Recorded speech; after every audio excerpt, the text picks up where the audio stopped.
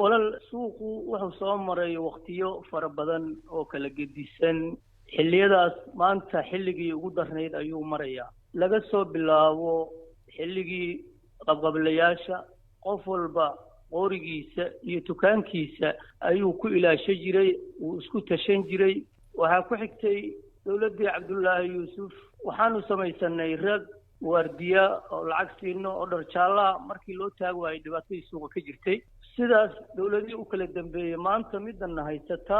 hubna ma qaadan kartid lacaga xad dhaafa oo canshuuraada dowladdu canshuuray qaadaa qolada kale oo dhallinyaradaah waxay qaadaan zakawaad hadda waxaa kusoo biiray niman kale oo daacish sheeganaya oo 30% rabnaa dhahaya ilaa ajligeed annaga waxaan u baqanay markii ragga qaar la hujuumay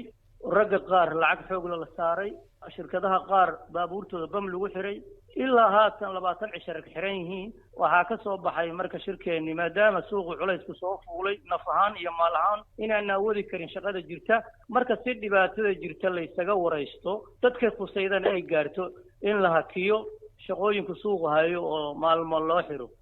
waxaad tiri dadkay khusayso yihiin dadkay khusayso dadka khusayso waa dowladda Soomaaliya oo dadka amnigooda iyo mas'uuliyadda sheegto ay maanta mas'uuliyaddu saaran tahay kana canshuura suuqa hadday tahay mid dekedeed iyo hadday tahay mid berri iyo hadday tahay amniga dadka iyo hantidooda iyo maalka ayaga damaanad qaad inay u noqdaan laga rabaa amnigaas qof walba u sugaan wax dhibaatada haystana ka warhaya ma la hadasheen marka ma u sheegteen mise waxaad doonaysaan shaqada markaad joojisaan kadib inay idin yimaadaan oo idin weydiiyaan wixii dhacay lama aanan xiriirin oo hadalku xalayow nagu ahaa marka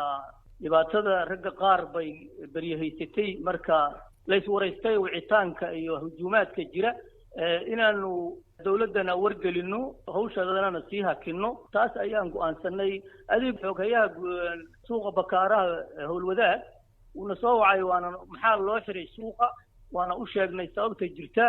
wuxuu ina yiri bal waa arkaynaa bal sida wax looga qaban karo markaan shirka ku jirno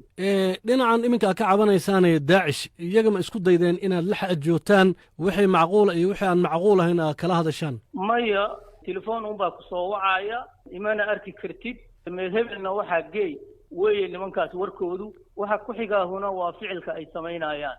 waxaa ii sheegtay inay jiraan dad xirxiran ilaa hadda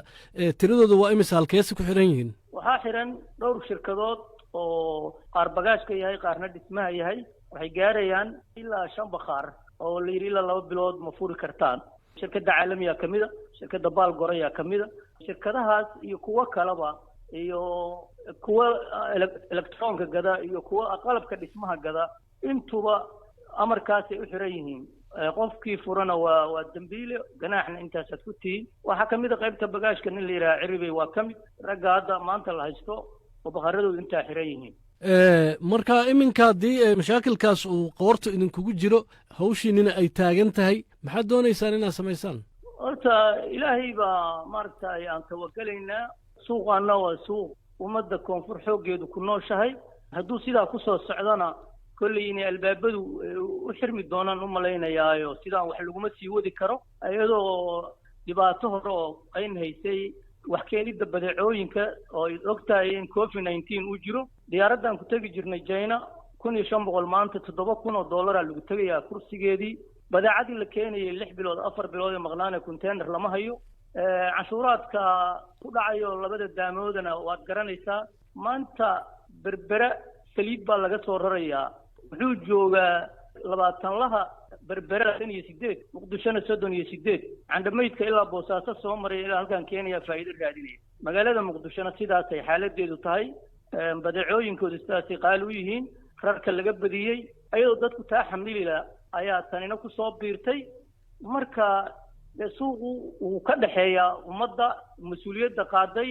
marka hadda inuu xirmo ayaguna raalli kama aha marka waxaan doonaynaa cabashadaas inkastoo xilli doorasho lagu jiro oo mashquul badan leeyahay haddana inay gaarto cabashadeenu ay ogaadaan dhibaatadan haysata sidaas ayaan marka waxaan go'aansanay bal in la hakiyo inta maaragtay hawshaas wixii wax ka qaban kara ay khusayso